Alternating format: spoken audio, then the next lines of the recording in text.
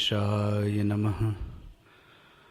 ओम श्री सरस्वती नमः। ओम श्री गुरुभ्यो नमः।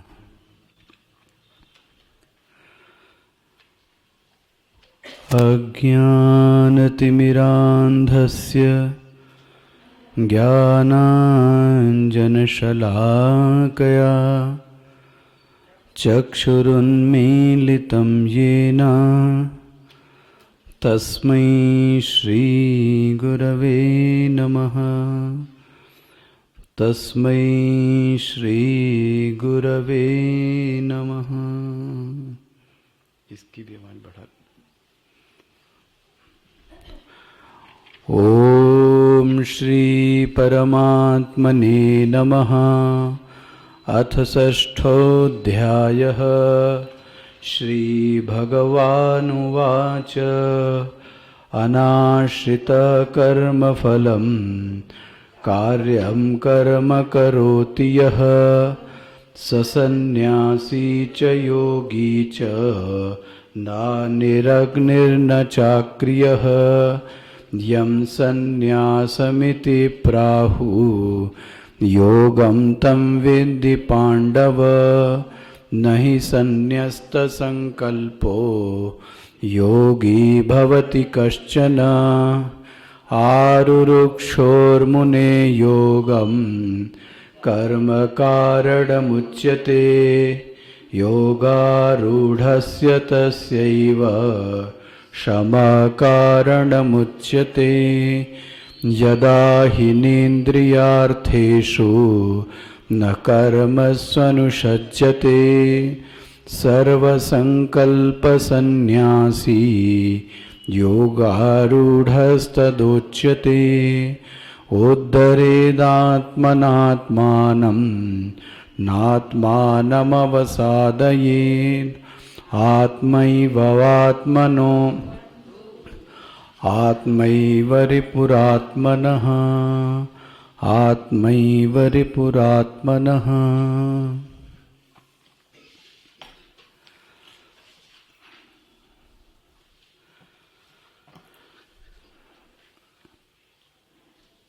साधक की साधना की स्थिति वहीं बनती है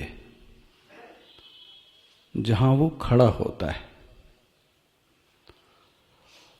हो सकता है कि उसके जीवन का लक्ष्य कुछ अलग होवे, लेकिन वो जो अभी उसकी स्थिति है वो एकदम ही उससे अलग है।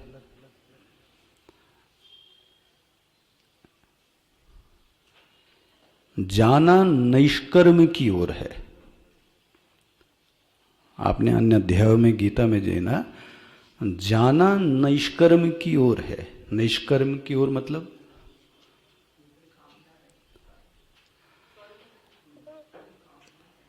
नैष्कर्म का अर्थ हुआ कि जहां कर्म की गति नहीं है। मैं कामना तो नहीं कहूंगा, जहां कर्म की गति नहीं, ऐसी स्थिति जहां कर्म की आवश्यकता ही नहीं है, ऐसी स्थिति को क्या कहेंगे? नैष्कर्म। बोले इसकी प्राप्ति किससे होगी? बोले कर्म से। लो, नैष्कर्म की प्राप्ति भी व्यक्ति को कर्म से ही होगी। इसलिए भगवान बोलते हैं कर्म करो। अजीब सा स्थिति है। स्थिति होनी है नैष्कर्म की, ठीक है ना, और करना पड़ रहा है कर्म। इसलिए मैं आपसे कह रहा हूं, पहली एक साधना में स्थिति बड़ी स्पष्ट होनी चाहिए अंतःकरण की कि मेरी अभी वर्तमान में क्या स्थिति है। बोले कैसी स्थिति आप चाहते हैं? दो ही स्थिति हो सकती हैं, या तो चित्त प्रवृत्ति प्रधान है या तो चित्त निवृत्ति प्रधान है। या तो चित्त प्रवृत्ति में घुसा हुआ है या तो चित्त में घोर निवृत्ति निवास करती है। पहले तो अपने आप को ये चुन लें कि मैं कहां पर हूं। अच्छा, यदि प्रवृत्ति में चित्त है तो फिर मैंने आपसे कहा कि इस प्रकाश में प्रवृत्ति को देखना चाहिए कि मेरी प्रवृत्ति लक्ष्य के अनुरूप है या नहीं।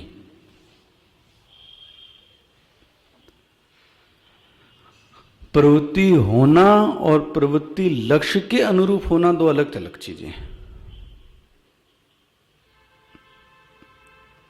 जैसे कोई व्यक्ति शांत रहना चाहे, यह उसका लक्ष्य है, लेकिन वह जो उसकी दिनचर्या है क्या वह उसको सपोर्ट करती है? स्थूल उदाहरण, जाना है मुंबई और आपने गाड़ी पकड़ ली कलकत्ता की, तो हमारी प्रवृत्ति लक्ष्य के अनुरूप है या नहीं, एक क्रॉस चेक कर लेना चाहिए। दूसरा, प्रवृत्ति क्या होनी चाहिए, ये भी चेक कर लें। क्या होनी क्या चाहिए, नहीं है तो क्या होनी चाहिए। और कल मैंने आपके सामने एक प्रश्न और उठाया था, प्रवृत्ति मतलब क्या। तो कल बहुत संक्षेप में आपको इसका उत्तर दिया, जो व्यक्ति का स्वधर्म है वही उसकी प्रवृत्ति होनी चाहिए। इस पे अच्छे से 3 दिन में चर्चा हो चुकी। जो व्यक्ति का स्वधर्म है वही व्यक्ति की प्रवृत्ति होनी चाहिए। मेरे ख्याल से जिन्होंने सोचा होगा उनको कुछ इशारा मिलता होगा। प्रवृत्ति मतलब प्रकर्षेण वर्तनम,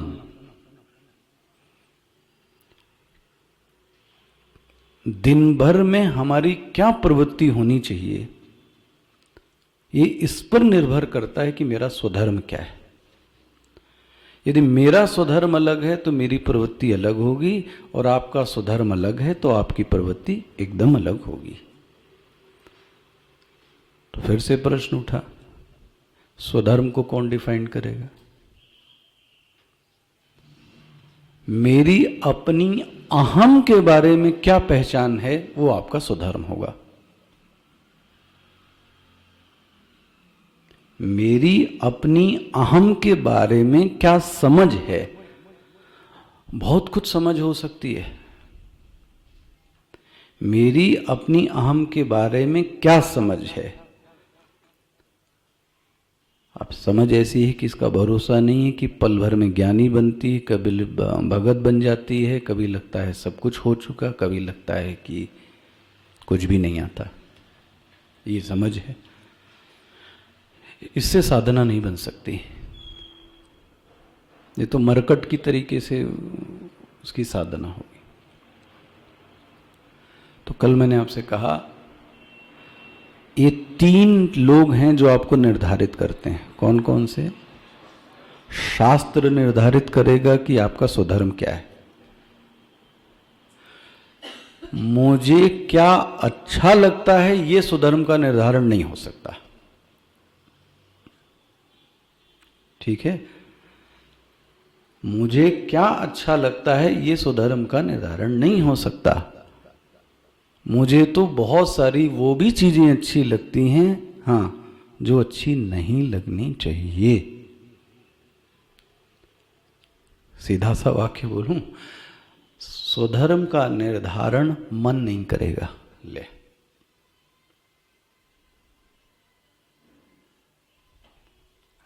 इशारा बहुत बड़ा है, देख के देखो आप। स्वधर्म का निर्धारण मन नहीं कर सकता। ये मन की प्रातः काल की इच्छा देख लीजिए, दोपहर की इच्छा देख लीजिए, रात्रि की इच्छा देख लीजिए, और अपने आप अंदर हंसिएगा, मुस्कुराइएगा, ये मैं हूं। वाह, शर्म आती कभी कभी व्यक्ति को। तो अपने मन का क्या ठिकाना कि तुम वो स्वधर्म का पाए। इसलिए शास्त्र ने पहले कहा अपना मन प्रमाण मत बनाओ।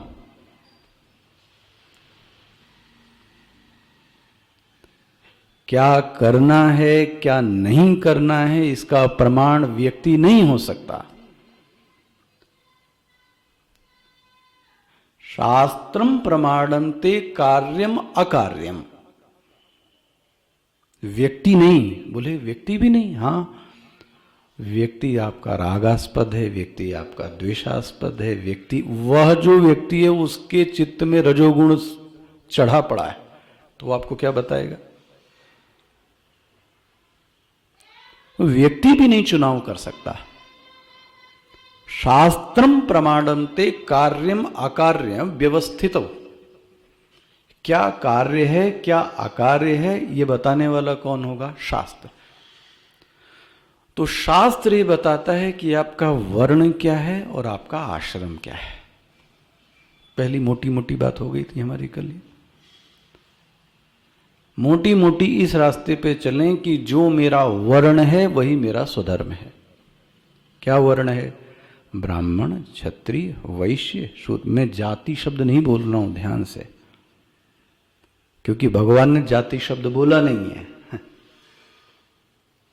जिससे व्यक्ति के व्यक्तित्व का वर्णन किया जा सके वह वर्ण है।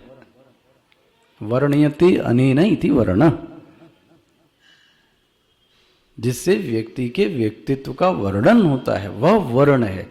तो ब्राह्मण एक वर्ण है, क्षत्रिय एक वर्ण है, शूद्र एक वर्ण है। वर्ण मतलब स्वभाव है। हाथ कंगन को आरसी क्या? आप अपना अपना चेक करो, आपको खुद समझ में आ जाएगा। मैं ब्राह्मण में जाता हूं, मैं क्षत्रिय में। स्वाभिमान प्रिय है। उस स्वाभिमान के लिए ज्ञान को भी धक्का दे सकते हैं। ले स्वाभिमान के लिए ज्ञान को भी धक्का दे सकते हैं। तो ये व्यक्ति कौन सा है? ये क्षत्रिय है। सब कुछ छोड़ सकते हैं, धन नहीं छोड़ सकते। ये वैश्य है। सब कुछ छोड़ सकते हैं, विचार और अपने ज्ञान नहीं छोड़ सकते, अनुसंधान नहीं छोड़ सकते, वो ब्राह्मण है। अब कितना सरल परिवार। मैंने ये नहीं कहा कि ब्राह्मण में जन्मे हो तो ब्राह्मण हो, इसलिए मैंने जाति शब्द का प्रयोग नहीं किया। चातुर्वर्ण्यम मया सृष्टम। तो मेरा स्वधर्म क्या है ये वर्ण डिसाइड करेगा या आश्रम? वर्ण और आश्रम का निर्धारण कौन करेगा? शास्त्र। पूछ लीजिए क्या है भाई। दूसरा था समाज, मैंने कल कहा, सरकारी और गैर सरकारी पहचान। तीसरा था हमारी स्वयं की दृष्टि में मेरी पहचान। मैं अपने आप को क्या समझता हूं? मैं सेवक समझता हूं। देखो, सेवक की पहचान, स्वामी की पहचान, ये शास्त्र नहीं करेगा, ये हम खुद जानते हैं अपने आप को। ठीक हो गया ना? इतनी चर्चा मेरी हो चुकी, इस पर फिर से देखिएगा।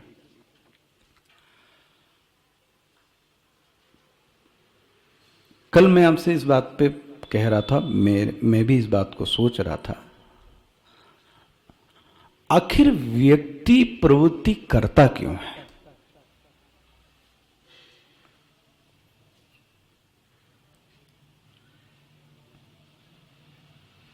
क्या लगता है आपको? व्यक्ति प्रवृत्ति करता ही क्यों है?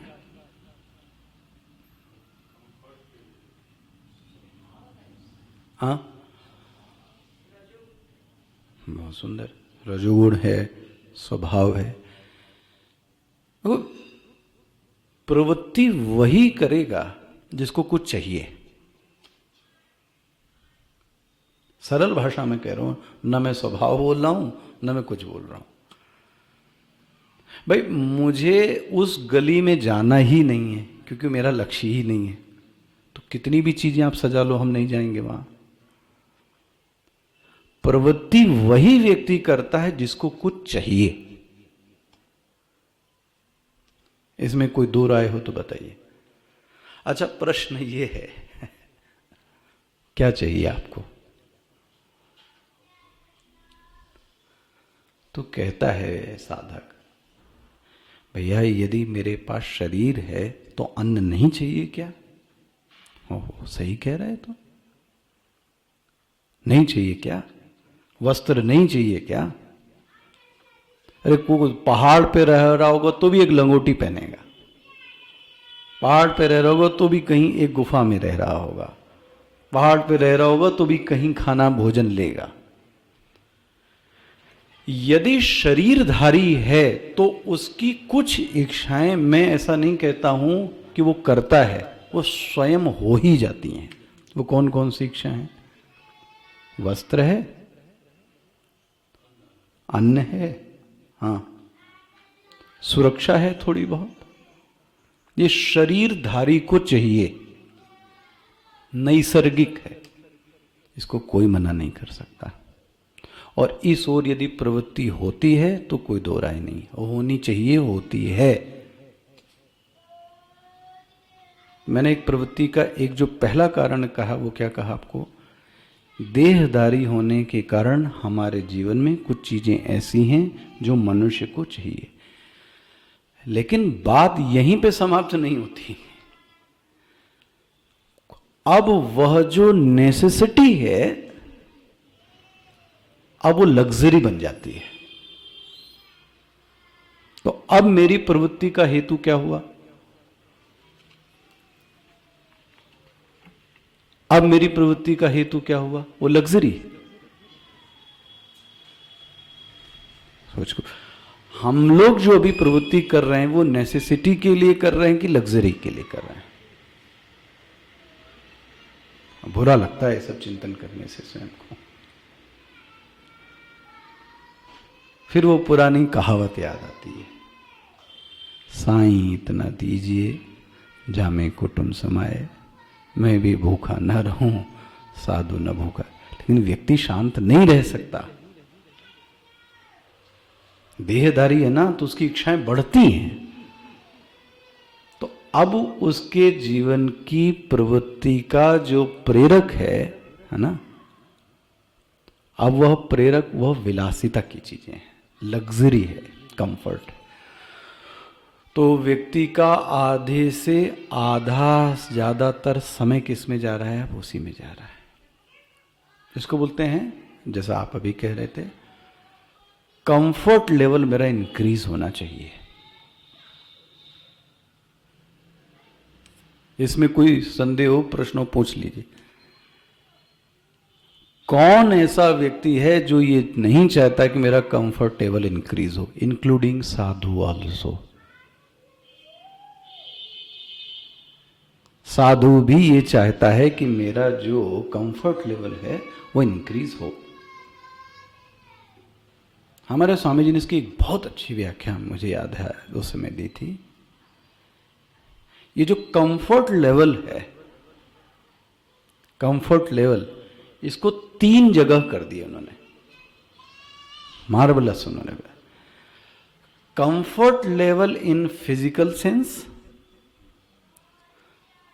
comfort level in emotional sense and comfort level in intellectual sense.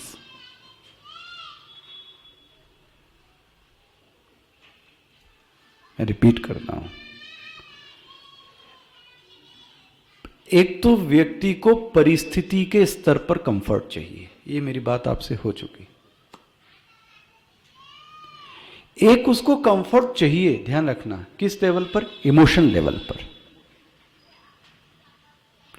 कौन ऐसा व्यक्ति है जो प्रेम का भूखा नहीं है?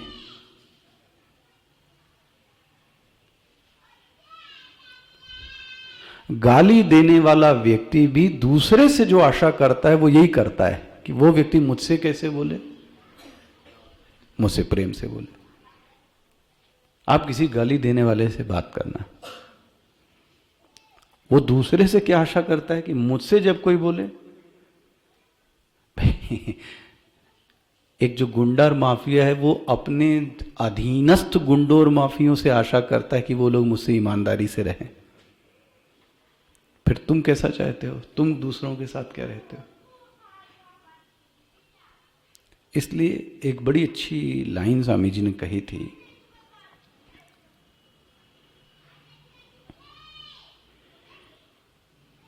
Emotion is the by product of relation.